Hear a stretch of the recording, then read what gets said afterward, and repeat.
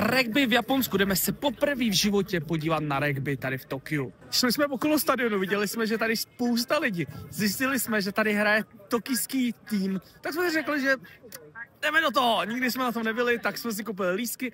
Lístky vyšly na 500 korun, nebyl úplně nejlevnější, zase to první liga v tribuně, nasazení. Tak. Tady je část, kde si člověk může koupit dresy nebo zahrát nějaký soutěže. Pomalu jdeme na naši tribunu, která je tamhle. Místa k sezení jsou fakt hodně malý, cítí se tu dost natěsno, ale máme skvělý výhled na hřiště. Je tady hosteska, která roznáší pivo. Už vybíjá domácí tým.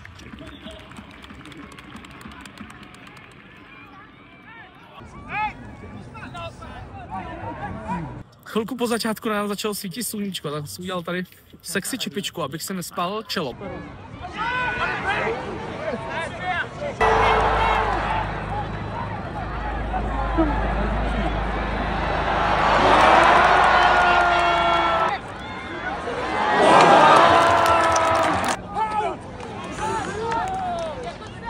Bylo to doslova napínavý do poslední vteřiny. Do poslední vteřiny, ale místní vyhráli 33-32.